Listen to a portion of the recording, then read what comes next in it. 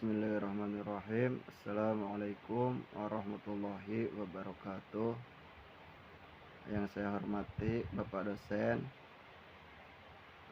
terima kasih telah mengizinkan saya untuk menyampaikan tugas dari Bapak yang berjudul Pendidikan Islam berdasarkan Al-Quran dan As-Sunnah. Dalam Islam, pendidikan juga sangat diutamakan. Proses menuntut ilmu dan belajar sudah diperintahkan sejak kecil hingga ia menuju ke liang lahat. Sebagaimana hadis Rasulullah SAW, carilah ilmu mulai dari buayan hingga liang lahat. Pendidikan Islam bukan hanya berkaitan dengan bagaimana orang mengenal agama Islam dan fungsi agama Islam, melainkan juga mempraktikkan nilai-nilai dan panduan tersebut dengan baik dalam kehidupan diri sendiri, keluarga, dan masyarakat. Pendidikan Islam bermaksudkan untuk membangun fondasi agar segala bidang yang ada di masyarakat bisa terbangun secara baik, benar, dan tidak menyesatkan manusia.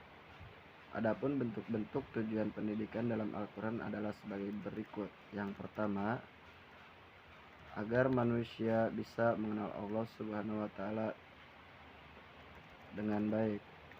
Rahmat Hidayat menuliskan bahwa pendidikan Islam adalah pendidikan yang dilaksanakan berdasarkan pola ajaran Islam. Jika ajaran Islam berpola pada sumber rukun otoritatif yang terwariskan sejak masa kenabian, maka pendidikan Islam selalu merujuk kepada ajaran dan nilai-nilai yang diambil dari Al-Quran, Sunnah, ijtihad para ulama klasik, serta perjalanan panjang interaksi umat Islam terkait pendidikan selama sejarah perjalanannya.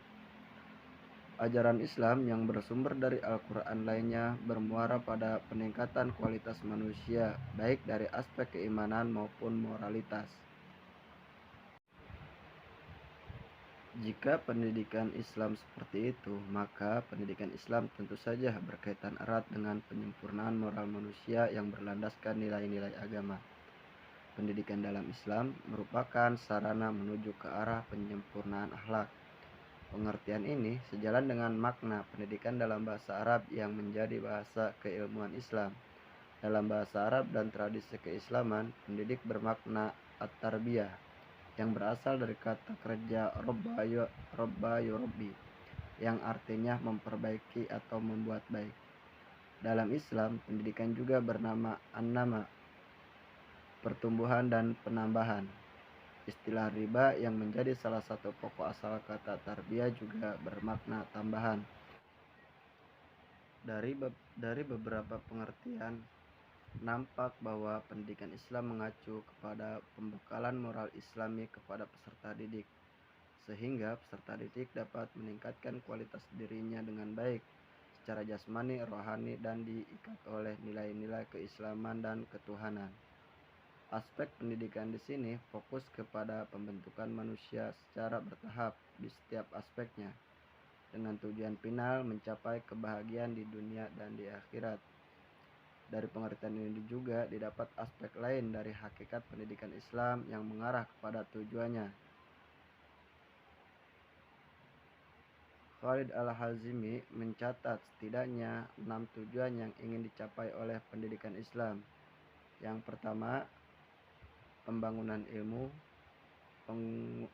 pembangunan akidah, pembangunan ibadah, pembangunan moral, pembangunan metode, dan pembangunan fisik. Ya, demikian yang bisa dapat saya sampaikan. Mohon maaf atas segala kekurangannya. Wallahu muwaffiq ila aqwamit thoriq. Wassalamualaikum warahmatullahi wabarakatuh.